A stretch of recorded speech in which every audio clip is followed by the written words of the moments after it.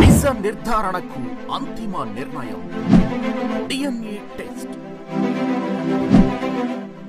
ఉన్నది ఉన్నట్లుగా వాస్తవాలను శోధించి వివరించేది మన డిఎన్ఏ టీవీ.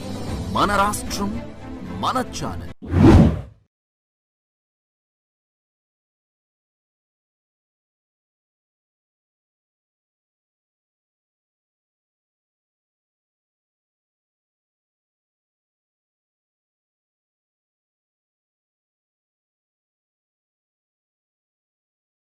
ఇవాళ అసలు ఇక్కడ పిల్లలు ఉండాలి, మనకి తగ్గిపోయారని చెప్తున్నారు కదా. అందరినీ చదివిస్తా ఉన్నారు, అందరికీ చెప్పండి తల్లి.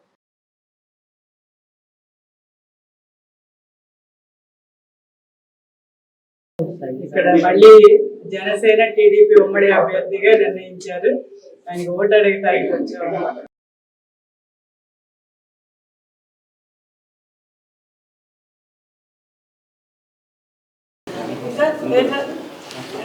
స్కూల్కి వెళ్ళిపోతావా?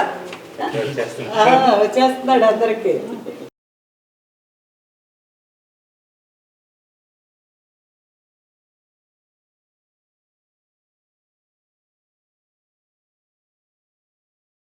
తప్పకుండా మీరు సైకిల్ గుర్తుకి ఓటేసి రామ్మోహన్ గారిని గెలిపేద్దాం.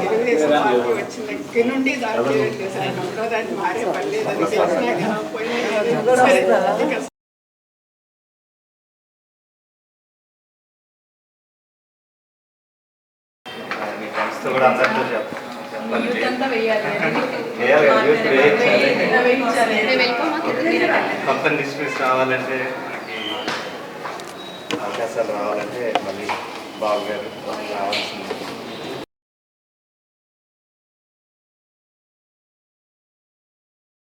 బాబు అండి, మేమందరం ఓట్లు అడగడానికి వచ్చాము. మన క్యాడర్ అంతా గద్దెరామ్మన్ గారు అబ్బాయినమ్మా, తప్పకుండా గద్దెరామ్మన్ గారికి ఓటేసి గెలిపించాలమ్మా. తప్పకుండా వెరీ గుడ్.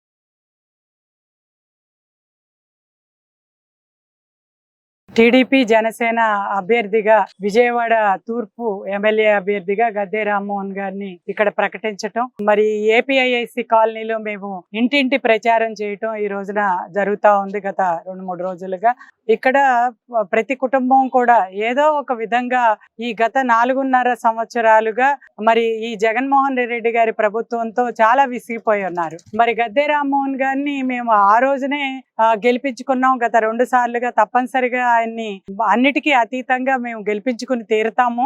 మాకు ఏ సమస్య వచ్చినా కూడా స్పందించే వ్యక్తి, అదే విధంగా ఏ రకమైన రౌడీజం గాని పంచాయతీలు గాని లేకుండా విజయవాడని చాలా ప్రశాంతంగా ఉంచే వ్యక్తిగా వాళ్ళంతా గద్దె రామ్మోహన్ గారిని గెలిపించుకోవాలని ఆసక్తి చూపించడం జరిగింది. అంతేకాకుండా అమరావతి రాజధాని అతి దగ్గరగా, వాళ్ళ విజయవాడ అంటేనే రాజధాని నగరం, అటువంటిది అమరావతిని ఈ రోజున నాశనం చేసి ఇవాళ ప్రాజెక్టులన్నిటినీ నాశనం చేసి పరిశ్రమలన్నీ లేకుండా చేసిన ఈ జగన్మోహన్ రెడ్డి గారి ప్రభుత్వం అంటే చాలా, వాళ్ళందరూ కూడా ఎప్పుడెప్పుడు ఈ అరాచకమైన పాలన, అరెస్టుల పాలన, దానికి కారణం కూడా చెప్పకుండా ఇక్కడ ఉన్న నాయకుల్ని కానివ్వండి, కార్యకర్తలను కానివ్వండి, అదే విధంగా అది పరాకాష్ఠకు చేరి చంద్రబాబు నాయుడు గారిని మరి ఒక స్కిల్ డెవలప్మెంట్ కేసు లేని దాని మీద ఎలా అరెస్ట్ చేశారో కూడా ఇవాళ ప్రజలందరూ కూడా టీవీల్లో అన్నింటిలో కూడా చూస్తా ఉన్నారు.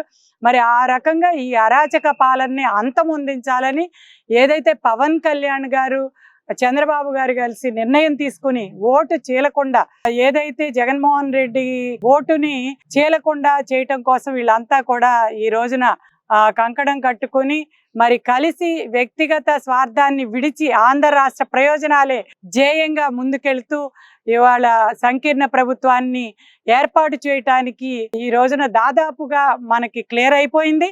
రేపు రాబోయే ప్రభుత్వం సంకీర్ణ ప్రభుత్వం, టీడీపీ జనసేన ప్రభుత్వం. కాబట్టి ఇక్కడ మేము గద్దె రామ్మోహన్ గారిని గెలిపించుకుంటాం. ఏ సమస్య ఉన్నా ఇక్కడ చిన్న చిన్న సమస్యలు అయితే ఉన్నాయి. ఐలా కిందకు వస్తుంది ఇది కాలనీ. అయితే ఇక్కడ ఇంకా మంచినీటి వాటర్ సమస్య ఇలాంటివి ఉన్నాయి. ఈ రోజున 010 ద్వారా విజయవాడ కార్పొరేషన్ లో ఇబ్బందులు పడతా ఉంటే కొన్ని కోట్ల రూపాయలని జీతాలని ఈ రోజున ఈ కార్పొరేషన్ సిబ్బందికి ఇచ్చే జీతాలన్నిటిని కూడా ఆ పొద్దు కింద చేర్చింది తెలుగుదేశం ప్రభుత్వం. అదే విధంగా ఇక్కడ ఉన్న ఎమ్మెల్యే గద్దె రామ్మోహన్ గారి సహకారంతోనే ఇది సాధ్యమైంది. మరి ఆ రకంగా ఆ కోట్లని ఈ రోజున ఏదైతే జీతాలుగా ఇచ్చేది 010 రాష్ట్ర ప్రభుత్వ ఖజానాలోంచి వెళ్తే ఆ ఆదాయాన్ని మొత్తాన్ని వినియోగించి వాళ్ళ కార్పొరేషన్ లో ఈ మాత్రం పనులు జరుగుతున్నాయంటే దానికి కారణం ఆ రోజున తెలుగుదేశం ప్రభుత్వం చేసిన కృషి, అదే విధంగా గద్దె రామ్మోహన్ గారు చేసిన కృషి. కాబట్టి తప్పనిసరిగా రామ్మోహన్ గారిని గెలిపించుకుంటాం, తెలుగుదేశం ప్రభుత్వాన్ని అధికారంలోకి తీసుకొస్తాం. సంకీర్ణ ప్రభుత్వం ద్వారా మేము ఇవాళ ఈ అరాచక పాలన నుంచి బయటపడి మా పిల్లలకి ఉద్యోగాలు, అదే విధంగా మా పిల్లల్ని చదివించుకోవాలన్నా అతను అబద్ధాలు చెప్పాడు. ఆ రోజున ఇంట్లో 2 పిల్లలున్నా 3 పిల్లలున్నా చదివిస్తారని చెప్పి కేవలం ఒక్కళ్ళకి అది కూడా 13,000 వేసి మోసం చేశాడు. కానీ మన ప్రభుత్వ అధికారంలోకి వస్తే 2 పిల్లలున్నా 3 పిల్లలున్నా అందరికీ 15,000 చొప్పున తల్లి బ్యాంక్ అకౌంట్ లో పడుతుంది. అంతేకాకుండా 18 ఏళ్ళు దాటిన ప్రతి మహిళకి కూడా ఇంట్లో అత్తా కోడలు ఉన్నా తల్లి కూతురు ఉన్నా ఇద్దరికి కూడా మరి నెలకి 1,500 చొప్పున సంవత్సరానికి 18,000. అదే విధంగా 3 గ్యాస్ సిలిండర్లు ఉచితంగా ఇవ్వటం జరుగుతుంది. ఉచితంగా బస్సు ప్రయాణం, నిరుద్యోగులకి భృతి నెలకి 3,000 చొప్పున. వీటన్నింటికి మించి ఇవాళ యువత నిర్వీర్యం అవ్వకుండా, అంటే మద్యం ఏర్లై పారుతా ఉంది. ఇవాళ కల్తీ మద్యం, ముఖ్యంగా కల్తీ మద్యం మూలంగా కొన్ని లక్షల మంది ఇవాళ ఆరోగ్యం అంతా చెడిపోయి ఆడబిడ్డల పుస్తులు తెగిపోతా ఉన్న పరిస్థితి మనందరం కూడా చూస్తా ఉన్నాం. ఒక మద్యమే కాదు, మళ్ళీ ఇవాళ గంజాయి ఏర్లై పారుతా ఉంది. గతంలో మనం ఎప్పుడు చూడలేదు. బయటికి వెళ్ళిన మన బిడ్డలు ఇవాళ ఆ గంజాయికి అలవాటు పడతారేమో అని ప్రతి ఒక్క తల్లిదండ్రి కూడా చాలా బాధపడే పరిస్థితి. మరి గంజాయి తాగి వాళ్ళకి ఏం చేస్తా ఉన్నారు వాళ్ళకి తెలియట్లా. ఆడబిడ్డల మీద దాడులు జరుగుతా ఉన్నాయి. బయటికి వెళ్ళిన వాళ్ళ ఆడపిల్ల క్షేమంగా వస్తుందో రాదో తెలియట్లేదు. 30,000 మంది మిస్సింగ్ కేసులు ఈ రోజున.